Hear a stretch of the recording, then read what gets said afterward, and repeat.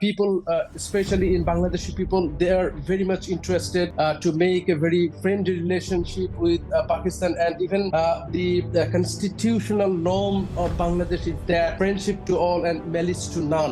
The scenario here is that India is now very much desperate after the fall of Sheikh Hasina, and even Indian media repeatedly trying to spread misinformation and disinformation, and even the issue on torturing on minority Hindu community. This is totally based on false and fabricated information are being spread on a massive scale through the mainstream Indian media. And of course, Indian authority, especially the Modi administration, will try to destabilize the situation here now to continue the regime. Or India, of course, will desperately try to assign here someone who will be loyal like Sheikh Hasina. Watch Federal Post. Bold and independent.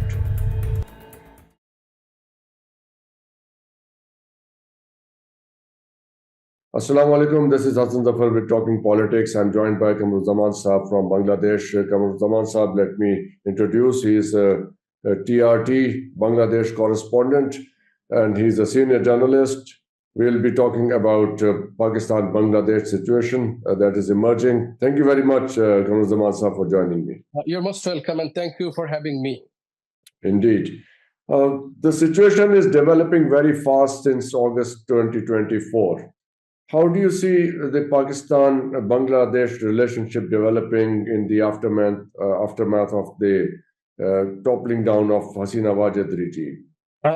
Actually, the people, Bangladeshi people, are ready for friendly relationship with Pakistan, and even during the regime of Sheikh Hasina, who actually used as a political weapon the hatred to Pakistan as a political weapon for her in this country. But during any cricket match between Pakistan and India, most of the people spontaneously support a Pakistani team. Actually, this is natural expression of their love to Pakistan.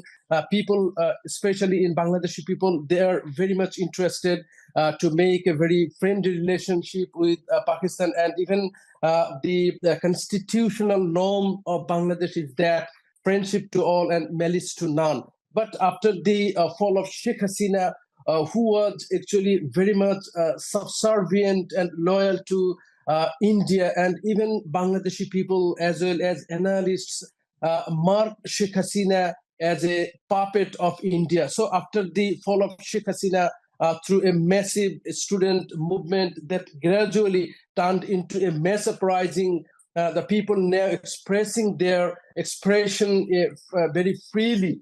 And now these people are interested to enhance the bilateral relationship, friendly relationship with the Muslim brotherly country of Pakistan. So after the fall of Sheikh Hasina on August 5, 2024, now there is a weather or atmosphere here in Bangladesh, and people are so much interested to boost the bilateral relations in terms of defense and other trade with Pakistan.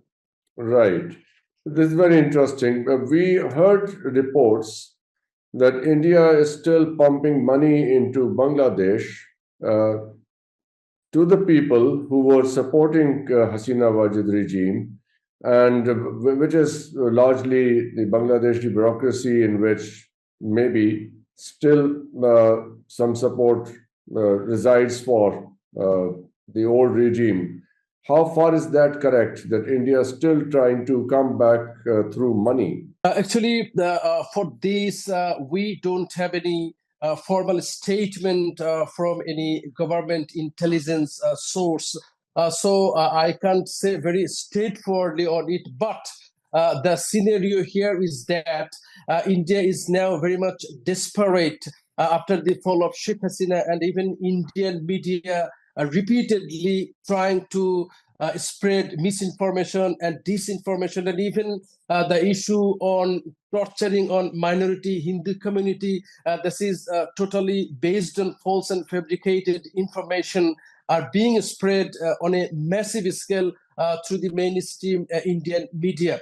And of course, Indian authority, especially the Modi administration, will try to destabilize the situation here now to continue the regime, or India, of course, will desperately try to assign here someone who will be loyal like Sheikh Hasina, because India was taking benefits one-sidedly from Bangladesh in terms of business, and there are other hegemonic policy of India that was applied here in Bangladesh for the last 15 years during the regime of Sheikh Hasina. So now it's very natural that India will invest money here to boom the loyal people, or to try to manage some people who are a little bit unstable and who are a little bit greedy to the money or wealth. So it's very natural. So all those possibilities we can exist. predict it. Yes. So this trade volume that you have just mentioned is very, very important to understand. That, like I said, that both states are the powerhouses and they have to cooperate with each other. But they have their other differences over Taiwan, over US maintaining its presence around the China, encircling China, containing China through India, the Quad that is in place. So these are, of course, the troublesome aspect of these relations between China and the US. Although, and if you have to see, if you want to analyze the Trump's futuristic policy towards China, that is also very, very ambiguous. At the moment, it kind of signifies that that he had mellowed its tone towards China because Elon Musk, which is, a very, very important part of the cabinet of the Trump administration, who is very pro to China because of his business and commercial interest. There is a tactical maneuvering that the United States had been doing. So that could be an effort to, like during 1950s, there were the turbulent relations between the US and United States of America. But later on, due to the differences of opinion and differences in the policies between the Soviet Union and the US, the US and the China was, however, were managed to, compromise with each other and bring a detente of the relations. So yes, like I said, that of course economically China is a giant as compared to Russia. Russia is far behind in terms of economic stability, particularly after the Ukraine war and after the sanctions that are there on them. Watch Federal Post. Bold and independent.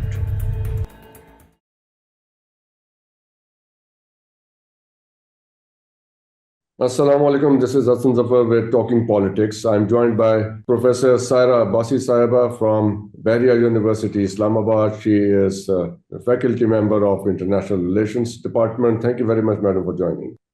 Thank you for having me, sir. President Trump has invited President Xi Jinping of China to his inaugural ceremony, but President Xi has decided to send his envoy instead. He's not attending in person. What do you think it would mean for China-US relationship? We have to see the context of international politics, the political dynamics in which these two states are the modern powerhouses in the international arena. So their relations are if you see the recent history of the relations, particularly the last two administrations, you would analyze these relations in the sense that there is the cooperation and competition going on simultaneously. Why? Because both of the powerhouses or the great powers, they have the hegemonic ambitions. They want to assert in their regions, particularly China in the present circumstances, and the US want to assert globally. So both of the states, they share the global responsibility also. So there is a complex and dynamic interplay between the economic interdependence and security imperatives. We are living in a world where economy is integrated, where if anything happens to the United States of America, that would have the repercussions on the Chinese ambitions too. So both great powers are very, very cautious in dealing with each other. So in my view, these relations have to be, given the space, as well as they have to maintain their credibility at the international arena, where they have to show to each other their power, as well as where they have to cooperate, they can cooperate as well. So if you want to see the Trump future policy towards China, we have to see the last administrations that he held. And during his last administration, he launched a trade war with China in his first. मैंने आपको कहा है कि अब India के अंदर भी उसी किस्म की बड़ी पावरफुल लॉबी है, लेकिन क्योंकि पाकिस्तान पे आप बात कर रहे थे ना, तो उसी पे हम जिक्र कर रहे हैं। इंडिया के अंदर भी एक लॉबी है, और वो lobby is always after me, कहने को कि तुम बीच में से तो तुम तकिए में हो, बीच में से तुम सेकुलर बनते हो, बीच में से तो तुम फंडामेंटलिस्ट हो। इस किस्म की बकवास हर दफा मैं इनसे सुनता हूँ कि मैं हिंदू दुश्मन हूँ, मैं इंडिया दुश्मन हूँ। ये बकवास वहाँ पे ठीक ठाक ऑर्गेनाइज तरीके से होती है। माउथ पीसेज जो हमें नजर आते हैं, दे आर नोबडी, लेकिन फिर भी इंडिया के अंदर आज तक मैं समझता हूँ जो अक्लमंद लोग हैं, मैंने तो आरएसएस वालों ने बुला लिया था, सो आई वेंट देयर, मैं किसी डर नहीं था और मैंने खुल के बात की उनसे। तो मैं कहता that is too drastic. Confederation से अलावा भी एक सिस्टम हो सकता है, जैसे यूरोपियन यूनियन, वो बेसिकली एक कॉन्फेडरेशन भी है, वजह से ब्रेक्सिट भी तो हुआ ना, ब्रिटेन लेफ्ट है, तो एक हद तक वो कॉन्फेडरेशन है, लेकिन एक और तरीके से वो एक फेडरेशन भी है। उसके अंदर एक पार्लियामेंट है जो लॉ बनाती है, तो फिर सबको फॉलो करना पड़ता है। हम वो ना करें, सार्क के फ्रेमवर्क में आ जाएं, जो हर मुल्क की सॉवरेनिटी को भी मानते हैं, हर मुल्क की इंटेग्रिटी को भी उसमें माना जाता है। So let's start with a modest beginning which is the SAARC charter.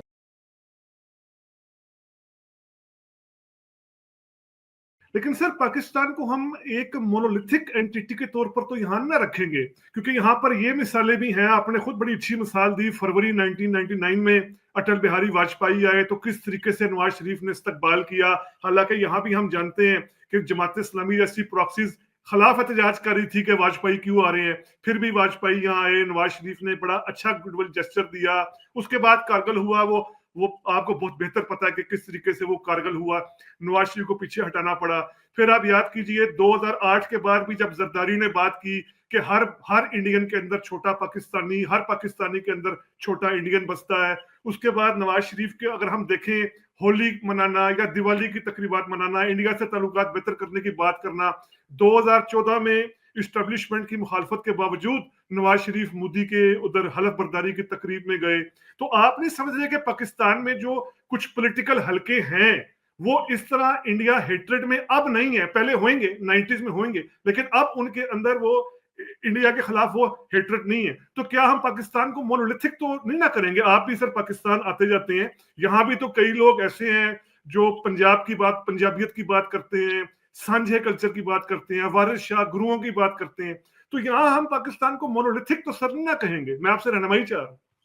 हाँ जी, बिल्कुल सही है। बहुत अच्छा है आपने मुझसे ये सवाल कर लिया और मुझे चांस मिला एक्सप्लेन करने का।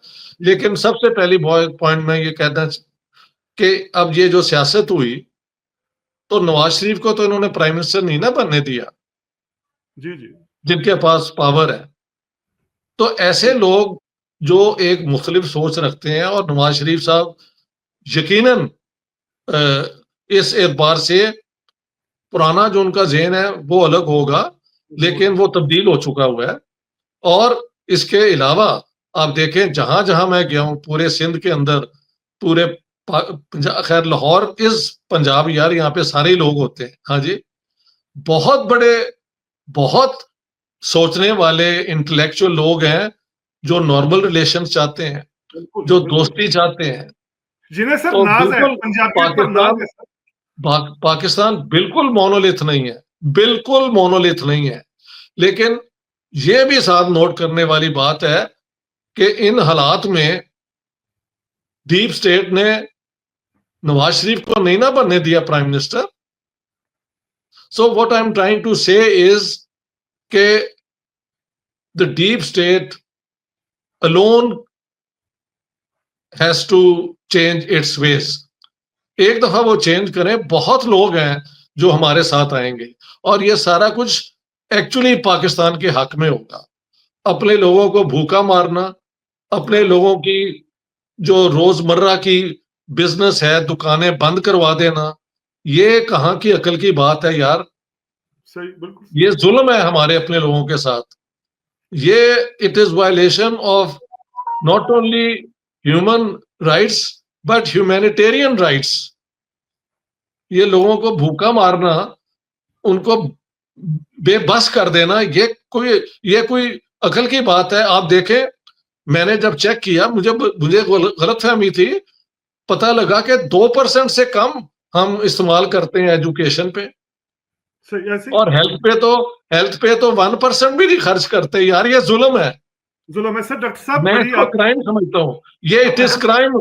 देखिए, थोड़ा सा तो इन्हें पॉलिटिकल स्टंट भी कहा जा सकता है, लेकिन चूंकि आप मिस्टर ट्रंप के गुज़श्ता दौरे हुकूमत का अगर जायजा लें तो उससे साबित होता है कि वो इस पे अमेरिका को जो उनका एक प्लान है कि to make America great again, तो उसके अकॉर्डिंगली तो लगता है कि वो एक्सपेंशनिज्म करना चाहते हैं, और ये उनकी ख्वाहिश तो जरूर है. आपने देखा होगा कि एलन मस्क ने भी कुछ ट्वीट्स की हैं जिसमें उन्होंने बरतानवी वज़ीरों से मुतल्लिक और दीगर लोगों से मुतल्लिक जो है बात की है, जिस पर पूरी दुनिया से तनकीद का सामना करना पड़ रहा है. तो अमेरिका में बज़ाहिर इस वक्त वो सकत नहीं है जो कोल्ड वार के दिनों में थी, या अफगान पाक जो सिचुएशन चल रही थी, अफगानिस्तान में जो वॉर चल रही थी. CIA से, पेंटागन से ब्रीफिंग्स होती हैं, उनको समझाया जाता है, उनको बहुत सारी बातों का जो हैसियत सियासतदान शायद इल्म नहीं होता, लेकिन अमेरिका के सदर की हैसियत में उनको कुछ बातों का इल्म होना जरूरी है, और जो मालूमात उन तक डेली पहुंचाई जाती हैं. तो जाहिर सी बात है सब भी उनकी ब्रीफिंग्स हो रही होंगी, सब कुछ उन तक होगा, और अगर उन्होंने इस तरह की कोई बात की है तो उसके बाद अगर इस तरह का कोई मसला होता कि अगर उनको अपने इदारों की या उसकी पुश्तपनाही हासिल ना होती, जिसे आप डीप स्टेट कह रहे हैं, जैसे अमेरिकी दिफाई निजाम कह सकती हूँ, पेंटागन है, उनकी इंटेलिजेंस एजेंसियां हैं, वहाँ बड़े बड़े बिजनेस कार्टल्स हैं, आपको पता है, जो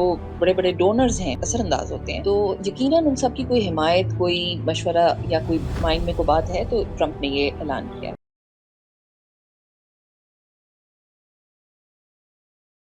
रियलिटी वाइड में खुशामदीद, वेलकम. आज हमारे साथ हैं वजीहा साहबा का तारुफ इंटरनेशनल रिलेशंस की माहिर हैं, खास तौर पर अमेरिका की पॉलिटिक्स, अमेरिका के इंटरनेशनल अफेयर्स, यूरोप, एशिया, इन अफेयर्स के हवाले से इनकी ये एक्सपर्ट हैं. अमेरिका में जब भी कोई नया सदर आता है तो ये कहा जाता है कि वो सदर अपने साथ बहुत से एजेंडा लेकर आता है, प्रोग्राम और मंशूर लेकर आता है. लेकिन क्या कोई अमेरिकी सदर अमेरिका की डीप स्टेट को साथ लिए बगैर अपना पूरा मैनिफेस्टो, प्रोग्राम, एजेंडा को इम्प्लीमेंट कर भी सकता है या नहीं? इसकी बहुत सी मिसालें हैं. कई सदर नहीं कर पाते, कई वहां के प्रेसिडेंट कर पाए. अब डोनाल्ड ट्रंप इलेक्शन से पहले भी, इलेक्शन के बाद भी जिस तरह की बातें कर रहे हैं, खास तौर पर इलेक्शन जीतने के बाद वो जिस तरह कनाडा को लेकर, ग्रीनलैंड को लेकर, पनामा कैनाल को लेकर, यूरोप, नेटो, रशिया, चाइना को लेकर जिस तरह की बातें कर रहे हैं, क्या अमेरिका एक सही मानों में जिसको कहते हैं अपना इंपीरियलिस्ट रोल अदा करने जा रहा है? क्या रोल अदा कर पाएंगे imperialist role? American deep state का इसमें क्या किरदार रहेगा? इन सब बातों को आज हम समझते हैं वजीहा साहिबा से. जी वजीहा, कैसी हैं आप? थैंक यू उमर, अल्हम्दुलिल्लाह बिल्कुल ठीक हूँ. तो आपने जो सवाल पूछा वो इंतहाई जामे है, और ट्रंप साहब के बरसर इक़्तिदार आने पर जो हुकूमत उनकी जो पॉलिसीज बनाएगी, जाहिर है वो इम्प्लीमेंटेशन तो उनकी तभी होगी, लेकिन चूंकि इलेक्शन के फौरी बाद से उन्होंने अपना जो है एक जो उनका एजेंडा है उसको बताना शुरू किया, जिसमें इस मरतबा सदर ट्रंप जो हैं गुज़श्ता अपने टेन्योर की निस्बत ज़्यादा एग्रेसिव नज़र आते हैं, और एक एक्सपेंशनिस्ट के तौर पर उन्होंने अपनी जो है ना पॉलिसी मुतारिफ कराई है, जिसमें कनाडा को 51वीं रियासत बनने की दावत देना, ग्रीनलैंड को हसूल, पनामा कैनाल के ऊपर कब्जा करना, और फिर उसके साथ साथ चाइना के ऊपर और इसराइल की हिमायत में जो उन्होंने कहा कि अभी जो रिसेंटली जो उनकी ट्वीट है जो इस वक्त पूरी दुनिया में मौजूद बहस बनी हुई है, तो अगर देखा जाए तो ट्रंप साहब ने बड़ा बोल्डली जो है ना अपने आप को इस पे शो किया है, और उनकी ट्वीट्स और उनके हिमायती और जो लोग उनकी काबीना में आने वाले हैं उन सब के बयानात को देखकर अंदाजा हो रहा है कि ट्रंप इंतजामिया इस मरतबा जो है एक बड़ा सख्त एजेंडा लेकर आ रही है, और जिससे सिर्फ पाकिस्तान ही नहीं, मिडल ईस्ट भी बहुत ज्यादा मुतासिर होगा, बल्कि अमेरिका और यूरोप के आपसी ताल्लुकात भी इससे मुतासिर होने का खदशा है. वजीहा, इसमें अब सवाल ये है कि अमेरिका के अंदर वो वाली सकत है भी जो हमें नजर आती थी कोल्ड वार में या सेकंड वर्ल्ड वार के बाद. ठीक है, वो अमेरिका के पास इतनी ताकत होती थी کہ اپنا ایجنڈا منوانے کی کافی حد تک وہ کوشش کرتا تھا. سوویت یونین خیر اس کی بھی اپنی ساری جنگ تھی لیکن پھر بھی امریکہ ایک مضبوط ملک ہوتا تھا. آج جو امریکہ کی اکنامک صورتحال ہے, آج جو امریکہ کے اندرونی صورتحال ہے, داخلی صورتحال ہے, کیا وہ ایسی ہے کہ ٹرمپ جس طرح کی باتیں کر رہے ہیں, اس طرح ساورن کنٹری کو اپنی اسٹیٹ کہہ دینا, کینیڈا جیسے ملک کو جو ہمیشہ سے امریکہ کے ساتھ رہے, پھر ڈنمارک کو جس طرح کی دھمکیاں دینا, یورپ کو کہنا کہ نیٹو کے خرچے خود اٹھاؤ, ہم نہیں اٹھا سکتے, چائنا کے بارے میں جو باتیں کر رہی ہیں, یعنی کیا امریکہ کے اندر وہ طاقت ہے بھی کہ ٹرمپ جس طرح کی باتیں کر رہے ہیں تو یہ باتیں واقعی تھریٹ بنیں گی یا صرف یہ پولیٹیکل ریٹورکس ہی رہیں گی؟ دیکھیں تھوڑا سا تو انہیں پولیٹیکل سٹنٹ بھی کہا جا سکتا ہے, لیکن چونکہ آپ مسٹر ٹرمپ کے گزشتہ دور حکومت کا اگر جائزہ لیں تو اس سے ثابت ہوتا ہے کہ وہ اس پہ امریکہ کو جو ان کا ایک پلان ہے کہ to make America great again, تو اس کے اکارڈنگلی تو لگتا ہے کہ وہ ایکسپینشنزم کرنا چاہتے ہیں اور یہ ان کی خواہش تو ضرور ہے. آپ نے دیکھا ہوگا کہ ایلن مسک نے بھی کچھ ٹویٹس کی ہیں جس میں انہوں نے برطانوی وزیروں سے متعلق اور دیگر لوگوں سے متعلق جو ہے بات کی ہے, جس پر پوری دنیا سے تنقید کا سامنا کرنا پڑ رہا ہے. تو امریکہ میں بظاہر اس وقت وہ سکت نہیں ہے جو کولڈ وار کے دنوں میں تھی, یا افغان پاک جو سچویشن چل رہی تھی, افغانستان میں جو وار چل رہی تھی. چونکہ دیکھیے اب دنیا جو ہے وہ پرانے والے دو بلاکس میں تقسیم نہیں ہے. چائنا ایک بڑی پاور کے طور پر ابھر چکا ہے, بھارت نے اپنی جگہ بنا لی ہے, ترکی, اسرائیل اور مڈل ایسٹ کے دیگر ممالک جو ہیں وہ سب اپنی اپنی جگہ بڑی قائم ہو گئے مضبوطی سے. مختلف جو کانفلکٹس تھے جو آج سے 30 سال 50 سال پہلے تھے وہ یا تو ختم ہو گئے ہیں یا بالکل نئے پاور پلیئرز بیچ میں آ چکے ہیں. تو امریکہ کی اہمیت جو ہے وہ موجود تو ہے اپنی جگہ, اس سے قطعاً انکار نہیں کیا جا سکتا. لیکن میرے خیال میں ٹرمپ صاحب جو کہہ رہے ہیں اس کے اوپر جو ہے اس وقت عمل پیرا ہونا بہت مشکل ہوگا, بلکہ امریکہ کے لیے مزید مصیبتیں اور پرابلمز کھڑے ہونے کا خطرہ ہے. وہ آپ کی بات صحیح ہے. اب وہ بیرسٹر گوہر مل کر آئے تھے, کبھی وہ ڈینائی کرتے ہیں, کبھی پھر پتہ چلتا ہے کہ ان کی خفیہ ملاقات ہوئی تھی, بات ہوئی تھی. دیکھیے بعض چیزیں بعض انسان کا اندر کا آپ کو چہرے دیکھ کے پتہ چل جاتے. جو یہ چہرے ہیں مجھے ان میں کوئی دم خم یا کوئی سٹینڈ لینے والی وہ نہیں چیز نظر آتی کہ وہ اپنے مطلب کہ کوئی لیڈرشپ ان میں کوالٹیز ہوں, کچھ بھی نہیں. دیکھیں بیسیکلی ان سب کو میں کھمبا سمجھتی ہوں. ان کھمبوں کو خان صاحب نے ان پہ نام دیا, لیکن افسوس ہے اجڑے ہوئے نہیں, وہ کھمبے کھیتوں میں کھڑے ہوئے ہوتے جس پہ آکاش بیل چڑھی ہوئی ہوتی ہے, ایسے کھمبے ہیں کسی کام کے نہیں. ان میں سے کرنٹ ٹرانسفارمر تاریں سب لے لیا وہاں علاقے کے ایس ڈی او نے اور ایکس سی ایم نے. میں یہ کہہ رہی ہوں کہ جیسے پیپلز پارٹی کے پاس ذوالفقار بھٹو شہید اور محترمہ بے نظیر صاحبہ کے مطلب 2 شہادتوں کو وہ پچھلے 17 سال سے سندھ میں کیش کروا رہے ہیں, ان کو بھی لگتا ہے کہ بانی وہی بڑی جیل میں بیٹھے یہ زیادہ محفوظ ہیں کہ ان کے نام کے اوپر یہ جو آگے الیکشن ہو. اور اس کے بعد یہ تو چاہ رہے ہیں مذاکرات کی. ایک اور بات میں بتاؤں کہ یہ کہ عمران خان صاحب کا فیصلہ نہ ہو, وہ جیل سے باہر نہ آئے اور نئے الیکشن اناؤنس ہو جائیں. قتل کے مجرموں کو بات سنیں کہ جس کے خلاف فیصلہ آیا اس کا نام ٹی وی چینل نہیں لے رہے, اور جس بندہ جو انوالو ہے اس کا نام لینے میں ان کی ہمت نہیں ہے. اس کو بزنس ٹائکون کہتے ہیں, بزنس ٹائکون. اور ابھی پچھلے دنوں وہ ایک دبئی کے ایونٹ کی کوئی تصویر تھی جس میں وہ کوئی جوائنٹ وینچر کر رہے تھے, یہی کوئی کیا کہتے ہیں اس کو, ریئل اسٹیٹ کے حوالے سے. تو اس میں یہاں سے اپریسیشن گئی ہوئی تھی کہ یہ جی ایک بڑا سنگ میل ثابت ہوگا. جہاں پر یہ لوگ اب یقین نہیں کرے, اب مجھ سے نا کوئی اچھی بات ہو نہیں رہی. میرا دل کر رہا ہے کہ میں تھوڑے ایسے الفاظ استعمال کروں, مگر پھر دوسرے لمحے خیال آتا ہے کہ پھر خاتون ہوں تو پھر کہیں گے کہ یہ خاتون ایسی باتیں کرتے ہیں کہ مطلب اتنی ہمت ہے نہیں ان کی کہ اس بزنس ٹائکون کا نام لے سکے کہ اس کا نام ملک ریاض ہے. Watch Federal Post. Bold and independent. السلام علیکم, میں ہوں حسن ظفر. یہ ہے پروگرام ٹاکنگ پالیٹکس. ہمارے ساتھ موجود ہیں پاکستان کی اہم سیاستدان سائرہ بانو صاحبہ. بہت بہت شکریہ سائرہ صاحبہ آپ کی جوائن کرنے کا. میں تو اس وقت سفر میں ہوں, اس وقت دوحہ ایئرپورٹ پہ موجود ہوں, تو پیچھے اگر میرے اناؤنسمنٹس وغیرہ کی آواز آئے تو کائنڈلی سے نظر انداز کیجیے گا. جو پاکستان کی سے آج خبر آئی ہے وہ کافی چونکا دینے والی ہے کہ عمران خان صاحب کو سزا دے دی گئی ہے, 14 سال کی سزا سنائی گئی ہے, اور ان کی بیگم صاحبہ بشرا بی بی کو بھی 7 سال قید کی سزا سنائی گئی ہے.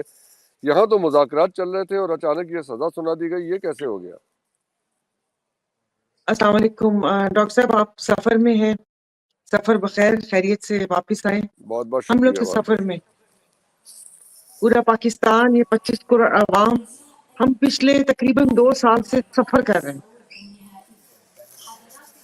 آپ کا یہ تو اردو والا حالات ہوگا ہیں. لیکن ہمارا انگریزی والا سفر ہے.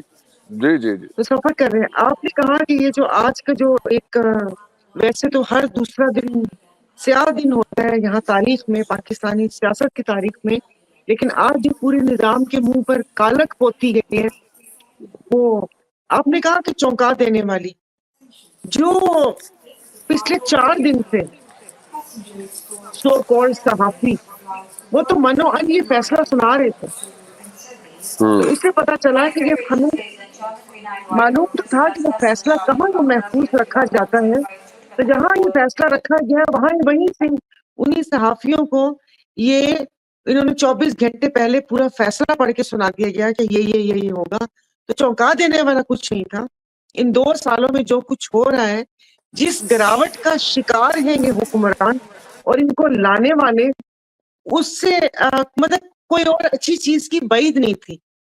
باقی یہ جو آپ نے کہا کہ مذاکرات ہو رہے تھے، مذاکرات وہ بس ایسے ہی تھے کہ جو ہمیں خبریں ملی اور جو ایک مستند ذرائع سے کہ وہ ڈیل چاہتی تھی حکومت بانیے P T I Imran Khan صاحب سے. دیکھیے 21 میں گروتھ اچھی تھی، یہ بات درست ہے. سن 2021 میں جس طرح مسلم لیگ جب 17-18 میں چھوڑ کے گیا تھا تو 6% کی گروتھ تھی، اس میں بھی گروتھ بہت اچھی تھی. لیکن وہ گروتھ کس چیز پہ بنی ہوئی تھی؟ تو مسلم لیگ نے بہت زیادہ قرض لیے ہوئے تھے اور جو اب گرانٹس لگا دیے تھے. اب قرض واپس کرنے کا ٹائم آیا، آپ نے کرنسی اوور ویلیوڈ رکھی ہوئی تھی تو اس وقت گروتھ آ گئی، لیکن اگلے سال سے پھر اس کو ہم خمیازہ بھگت رہے، اب تک بھگت رہے. اسی طرح کووڈ کے بعد عمران خان صاحب کی حکومت کو جب کووڈ کے دوران IMF نے بلینک چیک دے دیا تھا کہ جو بھی خرچہ کرنا ہے کرو، ہم پیسے دے رہے ہیں پیچھے سے، تو اس وجہ سے ان کو ٹریفٹ کی پیمنٹ شپ قرض لے کے انہوں نے بھی گروتھ دکھا دی تھی. لیکن پھر اس کے بعد وہی حال ہوا جو پہلے ہوا. پورے خطے میں اور بہت سارے ایشیا کے ممالک سے سب سے مہنگی بجلی ہے ہماری، سب سے مہنگی گیس ہے، 1 پیسے کی سرمایہ کاری ہمارے پاس سبسٹینشل نہیں آتی برآمد کے لیے. اس حکومت نے کچھ بھی اچھا نہیں کام کیا ہے، وقت ضائع کر رہی ہے. شہباز شریف کا جو اصل مقصد ہے کہ حکومت میں بیٹھے رہو بیٹھے. 4.5% انفلیشن ریٹ اور 13% policy rate. 12%. Okay, thank you for correcting me. So یہاں یہ اپنی سکسیس بتا رہے ہیں کہ ہم تو 4.5% پہ انفلیشن لے آئے ہیں. تو چلو اس طرح بات کرتے ہیں. انفلیشن کم کرنا حکومت کی سکسیس ہے، رائٹ. بڑھایا 38% کون لے کے گیا تھا؟ تب پی ڈی ایم کی گورنمنٹ نہیں تھی. تو وہ تو اس وقت تو بولتے تھے نہیں ہم کیا کریں یار، دنیا میں حالات ایسے ہیں. وہ تو آپ کو بھی بلیم کرتے ہیں بیکاز یو ہیڈ. میں تو 16 پہ چھوڑ کے گیا تھا، 16 سے 38 تو کوئی اور لے کے گیا. ٹھیک ہے. Watch Federal Post. Bold and independent. السلام علیکم، میں ہوں حسن ظفر اور یہ پروگرام ٹاکنگ پالیٹکس. ہم بات کریں گے پاکستان کے سابق وزیر خزانہ جناب مفتاح اسماعیل صاحب سے. ہم ڈیووس میں موجود ہیں. یہاں پاکستان کے پاتھ فائنڈر گروپ نے ایک بریک فاسٹ ارینج کیا ہے. اس بریک فاسٹ کے بعد ہمارے پاس اپرچونٹی ہے کہ ہم ان سے بات کر سکیں. تو مفتاح اسماعیل صاحب بہت بہت شکریہ آپ کے جوائن کرنے کا. السلام علیکم مفتاح صاحب. وعلیکم السلام. آپ کی آج پریزنٹیشن تھی ڈیووس میں پاکستان پیویلین میں at the breakfast today. بہت انٹرسٹنگ اس میں سے آپ نے چیزیں ہائی لائٹ کی ہیں. Going back to your time of when you were in office, وہاں پہ آپ کو سب سے میجر چیلنج کیا تھا in putting the Pakistan economy right? جو 2022 میں وزیر بنا تھا جب اپریل میں جی، تو اس وقت جو بڑے چیلنجز تھے اس میں IMF کو واپس لانا تھا. رائٹ. اور IMF کو واپس لانے کے لیے جو بہت زیادہ سبسڈی دی ہوئی تھی پیٹرول پہ خان صاحب نے، جس میں حکومت بہت نقصان کر رہی تھی، اس کو ختم کرنا تھا، اس کا ریورس کرنا تھا. اور اس میں ہماری پارٹی کے لیڈران کو یہ بات سمجھانی تھی کہ یہ کرنا بہت ضروری ہے اور وہ نہیں کرنے دے رہے تھے. اور پھر اس کے بعد آخرکار وہ کیا اور پھر تو یہ سب سے بڑا چیلنج تھا. رائٹ. گورنمنٹ سائز چھوٹا کرنے کی بات ہوتی ہے، ہو نہیں پاتا. Why is that? لیکن بہت ساری حکومت کے جو ادارے ہوتے ہیں ان سے بہت لوگوں کو فائدہ ہو رہا ہوتا ہے. مثال کے طور پر اگر ہم یہ سمجھتے ہیں کہ پاکستان میں لائن لاسز بجلی کے محکمے پہ کر لیں 19-20% ہے، تو اس میں چوری بھی بہت ساری شامل ہے. اس میں تو بہت سارے لوگوں کی اجارہ داریاں ہیں، بہت سارے لوگوں کے ٹھیکے لگے ہوئے ہیں.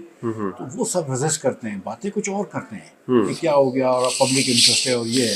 लेकिन असल में तो उनके अपने पैसे लगे हुए होते हैं, उनके अपने वजीफे लगे होते हैं, Yes. जिसकी वजह से वो प्रोटेक्ट कर रहे होते हैं और जिसकी वजह से हुकूमत की साइज छोटी नहीं कर सकती। ज्यादा रेजिस्टेंस कहाँ से आती है, ब्यूरोक्रेसी से कि प्राइवेट सेक्टर से? ब्यूरोक्रेसी से, उनके स्टेक होल्डर्स से, जो जैसे कि अगर इदारे प्राइवेटाइज करने हैं तो उनकी अपनी जो मैनेजमेंट होती है उसकी तरफ से, अगर जो उनके वेंडर्स होते हैं जो रेलवे को चीज़ें बेच रहे हैं, महंगी चीज़ें बेच रहे हैं, जो कॉन्ट्रैक्टर्स होते हैं जो PHDP के बड़े बड़े ठेके लेते हैं और MNA MPS को पैसे देते हैं, दीगर लोगों को पैसे देते हैं, उन ठेकेदारों की वजह से जो सैनिट की सीटें खरीदते हैं, सैनिट में अपने आप को खरीदते हैं, जो सिगरेट की टैक्स चोरी करते हैं वो सेनेटर्स को खरीदते हैं, तो बहुत सारा। This sounds like a whole cartel. बिल्कुल बिल्कुल। एक ये देखिए, ये कोई मतलब गलती 70 साल से ऐसे नहीं हो जाती है कि गलती होती है। ये अगर हमने मिसाल के तौर पर PHDP में इतनी करप्शन होती है तो सबको पता है, लेकिन करप्शन ख़त्म नहीं होती अक्रॉस ऑल गवर्नमेंट्स बिकॉज के सबको पैसे मिल रहे होते हैं इसके। अगर आपको ये पता है कि सिगरेट में चोरी होती है मिसाल के तौर पर टैक्स में, तो उसकी वजह है कि क्योंकि उसको पॉलिटिकल सपोर्ट मिल रही होती है। अगर आपको ये पता है कि आप ईरान से ऑयल आ रहा है, इतना स्मगल होकर डीजल आ रहा है, तो उसके अंदर बहुत सारे और लोगों को फायदा मिल रहा होता है। वरना So vested interest. Ji ji ji. Very good meal awaits you, but also a lot of intellectual stimulation. We have a fantastic lineup of speakers. My only request to all of them are, because they are so learned and they speak so often, but today I'll request them to limit themselves to maybe 5 to 8 minutes. But we'd love to carry on the discussion post your initial input.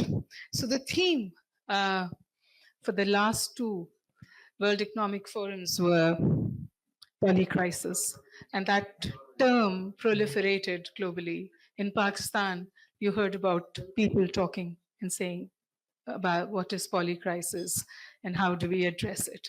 And this time it is crystallized into chaos, conflict, and climate change. But with this backdrop, we invite you to imagine an inspiring Pakistan. And why this title? This title perhaps because everybody under this roof understands Pakistan's potential, is committed to Pakistan's growth, also understands that there are problems, but knows for a fact that there is a turnaround, that it will happen. So this is not about changing the narrative about Pakistan. This is about putting in front of you facts about its demography, which is very young, 70% people under the age of 35, its geography, which cannot be ignored, its women who are doing miracles, and so much more. I have a list of speakers who are going to talk about it, and they're not all from Pakistan, but they understand Pakistan. They follow developments in Pakistan, and they know that the turnaround is round the corner. I also want you all to put your hands together for Mr. Ikram Sehgal for keeping this torch burning for the last 20 years.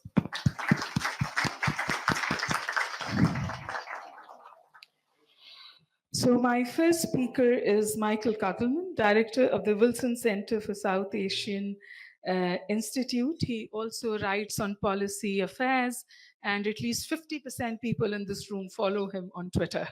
Michael Kugelman, the floor is yours, but I'll request you to take the mic. Let me just say thank you, first of all, to my friend Ikram Sehgal for having me here. It's truly an honor. It's my first time at Davos, and let me say that one could not ask for a better backdrop for a speaking engagement. So I, in my brief comments, I wanted to frame this comment as a paradox. I would argue that there are few countries that have as many untapped. There are few countries that have as much untapped potential as Pakistan does. But few countries have faced as many obstacles in tapping into that potential. This is what I find inspiring about Pakistan. The potential it has, the wide array of resources that it has. And when I talk about resources, I mean that both literally and figuratively. One, let me talk about territorial resources. So here I'm talking about the highly strategic real estate real estate that Pakistan occupies. I mean, you all know this. If anyone has looked at a map, no matter where one's from, Pakistan serves as a gateway to the Middle East, to Central Asia, to East Asia. It straddles the Indian Ocean, which is known as one of the most strategically significant sea spaces of the 21st century. So this really positions Pakistan as a potentially critical node for connectivity and trade. The second resource that Pakistan has in great abundance is meteorological resources. Thank you to coming to the 20th Pakistan breakfast at Davos, 21st, hosted by Pathfinder Group. I'd like to welcome all our guests, our chief guest, Shahid Khaqan Abbasi. We're very honored to have you. Distinguished guests of the audience, thank you very much for coming. We will lead off with the World Economic Forum. Alex Rafour's over here, member of the executive committee and head of strategy as well. So thank you, Alex. I'll let you say a few words to get us started. Thank you, Vikram. Thank you so very much. It's truly an honor to be back here and to be building on a great legacy that the World Economic Forum has had with the country of Pakistan, with Ikram and the team that we've been in partnership for a couple of decades now. So it's true, it has been a long time to get us here, but it's also a very opportune time. This conversation, this breakfast, this annual meeting couldn't come at a more intricate time for the global economy in a world of fragmentation. I think we all see the ripple effects of it, and 2025 promises to be a particularly eventful year. So really, Honorable Prime Minister, it's a pleasure to see you and to continue building together on this legacy. We also stretched throughout the year our engagement with Pakistan. We had Prime Minister Sharif, who was a special guest at our special meeting in Saudi Arabia earlier this year. So really working at cross-regional collaboration. And at the forum, I think you all know, we are the international organization for public-private partnership. And we really don't believe that any sector alone can tackle some of the biggest problems that exist in the world. And Pakistan is an incredibly important part of the puzzle we try to fix. We do so through our 10 centers of excellence, one of which is the Center for Nature and Climate. And I know the Pathfinder Group is engaged with us at the Edison Alliance, which is looking to connect over 1 billion unconnected people to of course, the grid, but especially to telecom, agri-tech, health tech, and a variety of uplifting themes and topics. So building on this legacy, we look forward to our continued collaboration and really helping Pakistan continue to raise its profile, as well as making sure that our platform is one of true diversity and inclusion. We were talking with a shaper that you have here in the room earlier today. We have vibrant youth communities in Islamabad and beyond, and we continue to do our work. Again, a big pleasure working together, and look forward to the discussion. Thank you, Alex. The World Economic Forum has always been a wonderful partner of ours. And next, I'd like to introduce Mr. Ismail, former finance minister twice, business community as well, and was a former member of the IMF as well. A lot of the economic plans that you see working in Pakistan came through his hard work. So thank you, Mr. Saab, for coming here, and we're very honored to have you. Welcome to all our guests, especially our distinguished honored guest, Finance Minister, Senator Aurangzeb. Thank you very much for coming. I believe we're going to start with the national anthem first. So why don't, if everybody could please stand up as a mark of respect.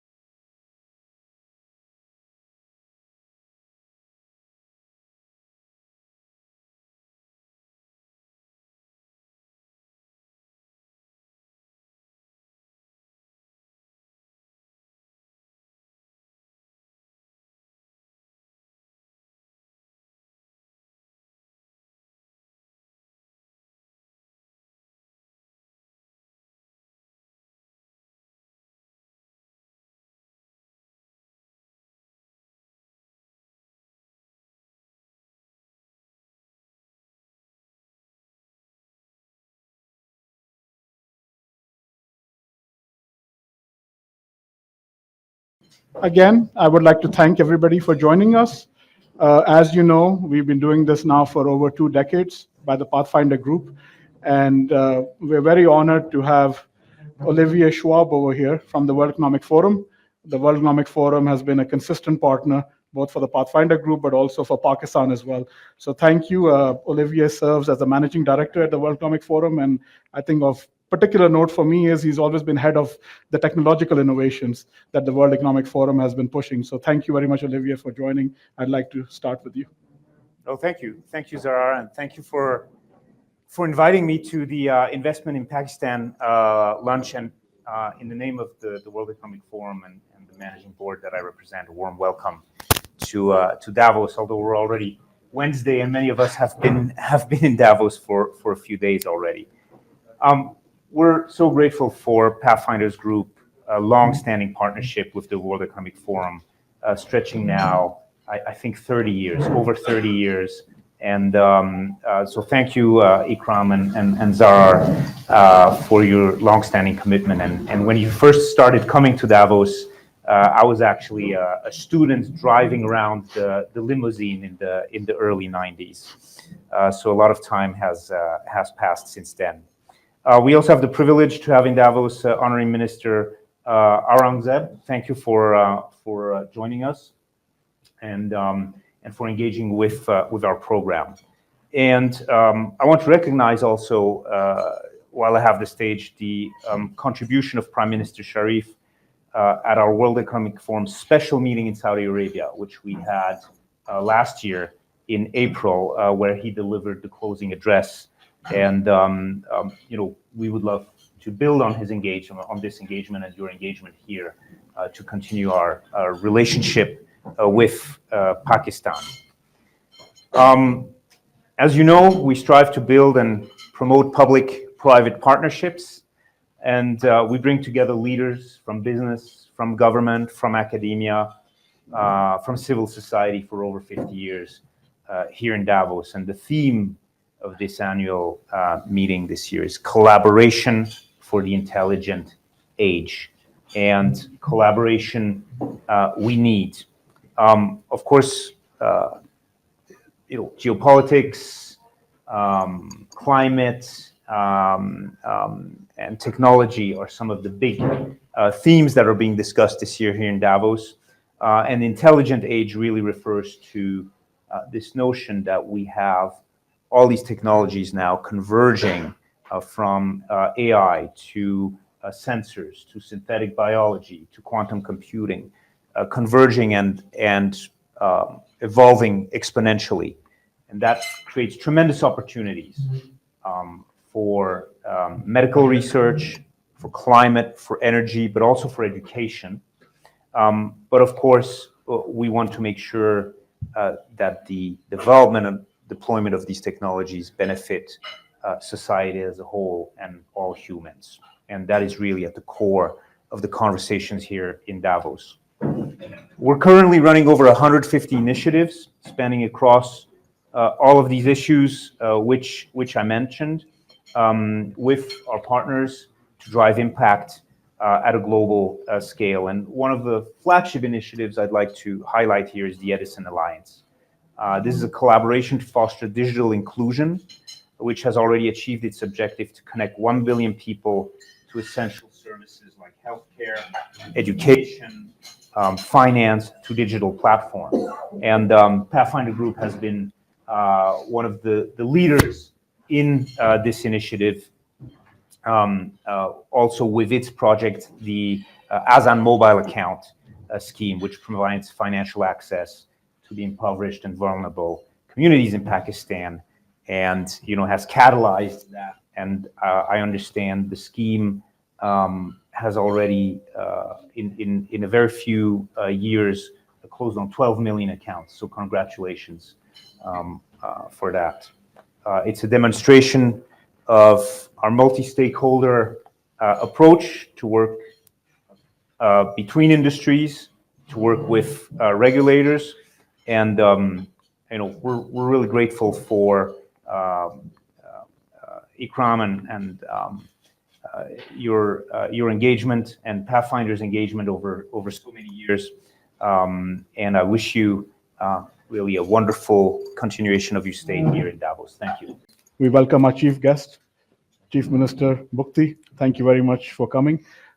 Distinguished guests, we have a wonderful panel as well. Former caretaker Prime Minister Kakar is here. We have Adam Weinstein, and we'll do the introductions in a little bit, but first we'd like to start with Tilawat.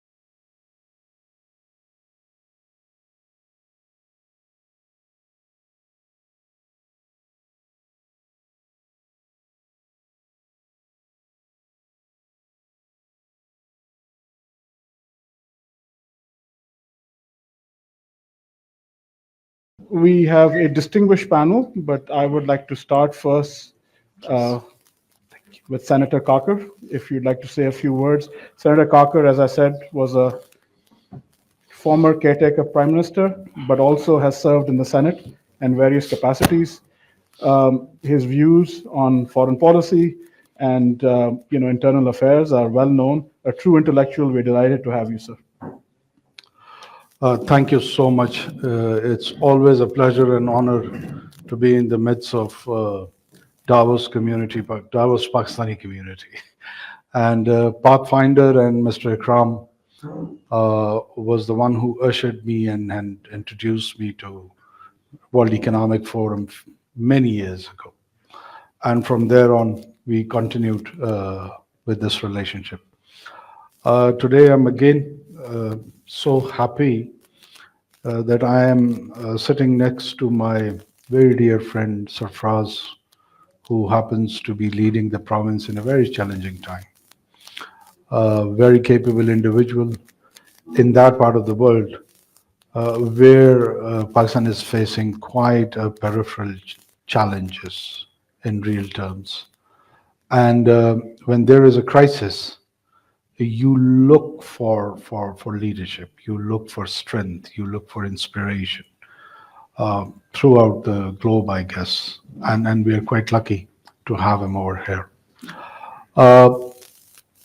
As today we need to say something about Balochistan. Balochistan is a land when the West initiated to approach towards east, when Alexander wasn't interested to go towards the Western Hemisphere, and he chose to approach Persia, and along with that, those nomadic tribes of the north, which is today known as Central Asia. He hailed the whole journey when he was coming towards the North India. That is the part which is current day Pakistan, and half of that is Balochistan. I was once joked by some intellectuals. I won't call them pseudo-intellectuals, Michael, but they were intellectuals. And they said that, oh, he's boasting about the historical genesis of more than 12,000 years, although the Indus civilization in itself is a bit younger than that. And I repeat that, yes, we are more than 12,000 years old. Mehergarh civilization was discovered by the French archaeologist mid-70s. And they were the people who gave the early inhabitants to Indus civilization. It was the Mehergarh, the Bolan, from where we started this journey. And then many historical changes happened. Many races settled there. Many languages emerged there. So we've got a collective memory which has multiple and diversified sort of social, religious, and political experiences. But it has been housed to Buddhism, it has been housed to polytheism, it has been housed to Hinduism, it has been housed to monotheistic latest settlement of Islam, starting from Sanskrit to Arabic to Persian. All the languages have influenced us, and now we have got our own distinct languages, the main three languages of Pashto and Balochi and Brahmi. So an area which is rich in history, an area which is rich in natural resources, and particularly when the world would be heading towards sustainable development and the alternate energy, there are rare earth materials in form of natural resources, and probably we would be the one important source to the global supply chain. I am doing the final session, which is Digital Pakistan Lunch. So I'm actually quite excited about it.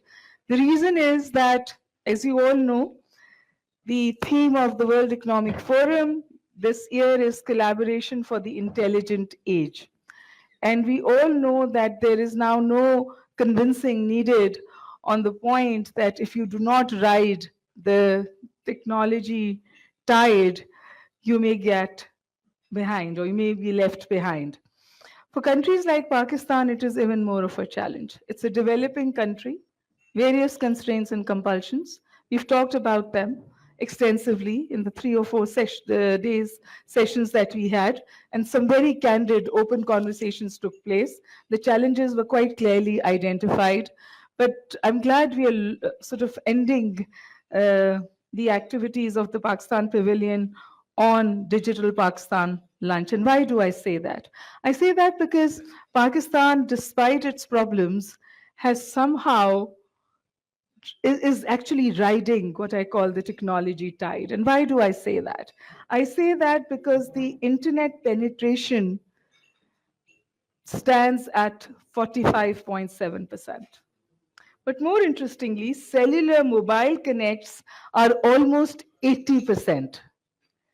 And we just want to sort of bridge this gap to use the cellular mobile connections for excess or for the lack of infrastructure that countries like Pakistan suffer for.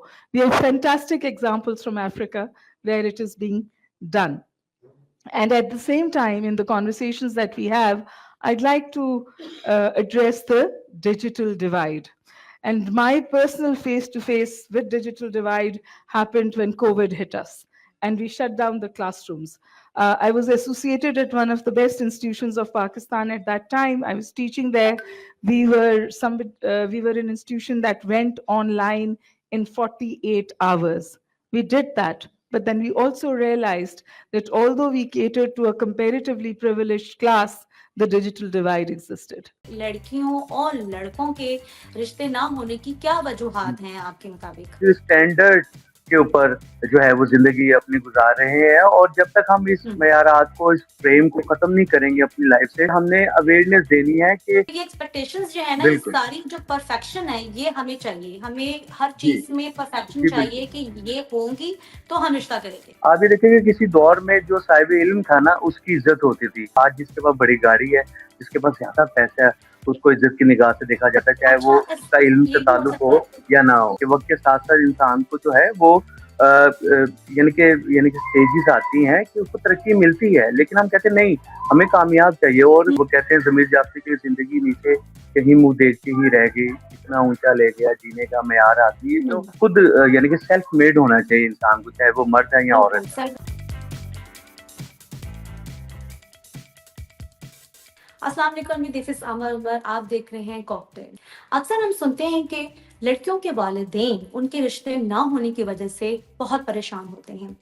अब हालात इस तरह से हो गए हैं कि ना सिर्फ लड़कियों के वालिदैन बल्कि लड़कों के जो वालिदैन हैं उनके रिश्तों में भी मसले मसाइल आ रहे हैं। एक मुताद अंदाजे के मुताबिक पाकिस्तान में मौजूद तकरीबन 2 करोड़ लड़के और लड़कियों के वालिदैन उनके अच्छे और मुनासिब रिश्तों के इंतजार में बैठे हैं, जिनकी वजह से उन बच्चे और बच्चियों की जो उम्र है वो ढलती जा रही हैं। इनकी मेन वजह मेरे मुताबिक हमारी एक्सपेक्टेशंस हो सकती हैं, या हमने अपने मयार इस तरह से बना लिए हुए हैं जो हमें वो हमारे मयार पे पूरा नहीं करते। इनकी मजीद जो वजूहात हैं वो हम जानेंगे अपने गेस्ट से, और इनका क्या हल है, अपना माइंडसेट हम कैसे चेंज कर सकते हैं, मजीद मालूम करेंगे अपने मेहमान से। और आज हमारे साथ मौजूद हैं नुमान मलिक, जो कि सोशल एक्टिविस्ट हैं, पोइट भी हैं और राइटर भी हैं। आइए बात करते हैं। जी नुमान मलिक, कैसे हैं आप? जी I am fine, thank you very much. आप कैसी हैं, खैरियत से हैं? जी अल्हम्दुलिल्लाह ठीक ठाक। जी नुमान बताइएगा कि लड़कियों और लड़कों के रिश्ते ना होने की क्या वजूहात हैं आपके मुताबिक? जी देखें, ये वजूहात ये हैं कि जो मयारात पे मबनी जो हमने एक लाइफ सेट की होती है कि सामने वाला जब इतना कमाएगा, इतना अर्न करेगा, तब हम अपने बेटी की जो है वो शादी करेंगे। इसकी जो मेन वजूहात हैं वो ये हैं कि हमने एक स्टैंडर्ड के ऊपर जो है वो जिंदगी अपनी गुजार रहे हैं, और जब तक हम इस मयारात को, इस फ्रेम को खत्म नहीं करेंगे अपनी लाइफ से, तो आप यकीन करें कि बहुत सारे ऐसे लोग हैं, चाहे वो लड़के हैं या लड़की हैं, उनका उम्र का निकल जाना है, क्योंकि वो फ्रेम जो सेट किया होता है उसमें सामने वाला उभर कर उतर के नहीं आता, तो जिसकी वजह से जो है वो रिश्ते जो है वो जो है इनकार की तरफ जाते हैं। We should not expect all that much from U.S.-Pakistan relations. I think that the Trump administration will likely not prioritize the relationship with Pakistan. If one wants to be an optimist, you could say, well, there's no major crisis playing out with Pakistan now. There's no tensions, and maybe it's a good thing for for Pakistan not to be on President Trump's radar. I think that Trump likes to say that he defeated ISIS, right? And so he'll also want to be seen as the one that's able to curb this resurgence of ISIS, which mainly has played out through this growing threat posed by Islamic State Khorasan. So that might mean that there could be some modest scope for counterterrorism cooperation between the US and Pakistan, realistically through several rounds of dialogue in this ongoing counterterrorism dialogue that you saw in the previous Biden administration as well. Watch Federal Post. Bold and independent. Hello, assalamu alaikum. This is Hasan Zafar with Talking Politics. I'm joined by Michael Kugelman. He heads a think tank in the United States, and he's quite focused on Pakistan. He speaks on the Pakistani forum yesterday. Thank you very much, Michael, for joining. I would like to start beginning by talking about the new administration in Washington. What are your hopes with Donald Trump's administration in Washington? Yeah, so you'll remember from Trump's first administration that it didn't start off well for U.S.-Pakistan relations. Early in his administration, he suspended most security aid to Pakistan, and he had some not nice things to say about Pakistan. The relationship did improve with the U.S. Later on, but I think that we should not expect all that much from U.S.-Pakistan relations. I think that the Trump administration will likely not prioritize the relationship with Pakistan. If one wants to be an optimist, you could say, well, there's no major crisis playing out with Pakistan now. There's no tensions, and maybe it's a good thing for for Pakistan not to be on President Trump's radar. But you look at how Trump is looking to put this administration together. He's picked some people to join his cabinet that are very strong proponents of friendship with India, and there's some very harsh critics of Pakistan. in this administration. So, we'll see. I suspect that because he's a transactional leader, Trump will want to, he'll want to support trade with Pakistan. The U.S. continues to be the top destination for Pakistani exports. I imagine as long as he thinks that is okay for U.S. economic interest, he'll want to continue that. We might see some pressure coming from the Trump administration on Pakistan to try to reduce its reliance on China. That may be a very tall order there, but I think that's another way through which the Trump administration might look at Pakistan through the lens of competition with China. But if the Trump administration has to send that kind of message to Pakistan to reduce or downgrade its economic relationship with China, right?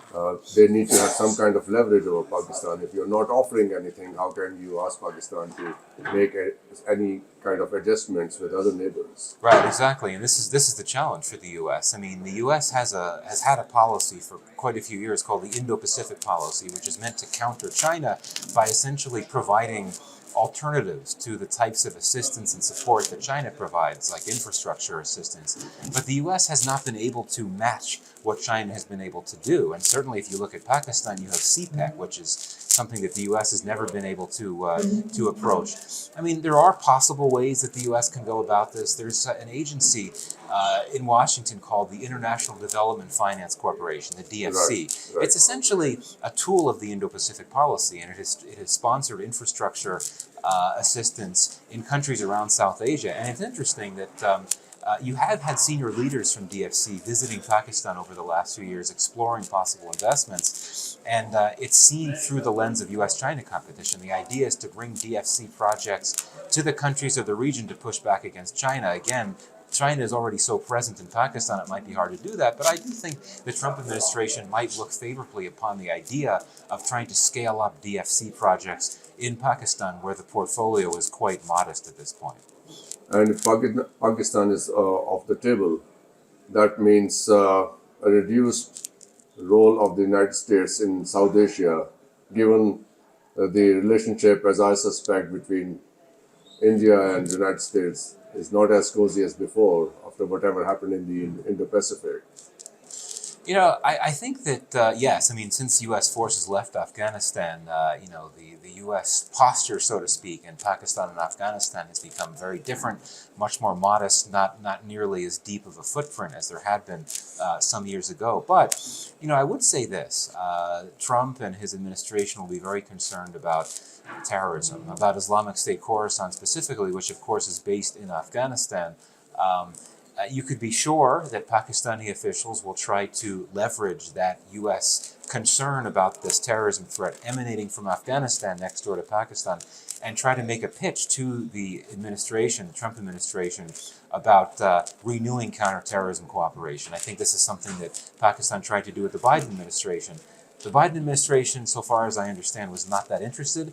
I don't think the Trump administration will be either, just because you have so many harsh critics of Pakistan within the Trump administration. But, I think that Trump likes to say that he defeated ISIS, right? And so he'll also want to be seen as the one that's able to curb this resurgence of ISIS, which mainly has played out through this growing threat posed by Islamic State Khorasan. So that might mean that there could be some modest scope for counterterrorism cooperation between the U.S. and Pakistan, realistically through several rounds of dialogue in this ongoing counterterrorism dialogue that you saw in the previous Biden administration as well. It's a combination of so many things, but finally it was the radical Islamists who were instrumental in ensuring that the micro minority of Kashmir, we are not minorities, I will call ourselves micro minority. We were 1 or 2% of the total population. It was the radicalized people who didn't want us to be there, and we were forced to go because the conditions were like that. They were target killing,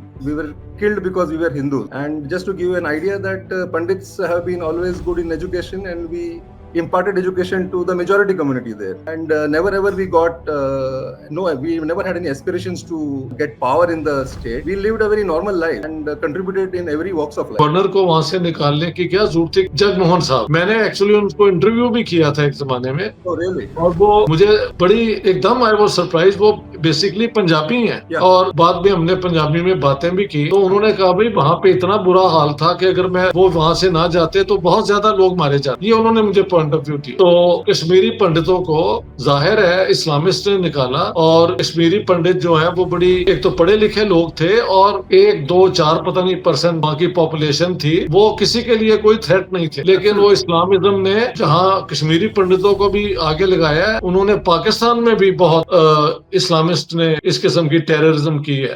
تقسیم ہند 1947 The Bloody Partition of Punjab, تنازع کشمیر 1965 کی پاک بھارت جنگ, سانحہ مشرقی پاکستان اور بھارت کا کردار, خالصتان موومنٹ اور آپریشن بلو سٹار, اٹل بہاری واجپئی کا دورہ لاہور اور کارگل جنگ, انڈین پارلیمنٹ پہ حملے, ممبئی حملے, بالاکوٹ پہ بھارتی حملہ, کلبھوشن یادیو اور بلوچستان, تنازعات اور الزامات میں امن کی تلاش. Watch Indo-Pak dialogue with Dr. Ishtiaq Ahmed and leading voices from India. Talking Politics on Federal Post. Hello السلام علیکم, میں ہوں حسن ظفر. یہ ہے پروگرام talking politics special episode Indo-Pak dialogue.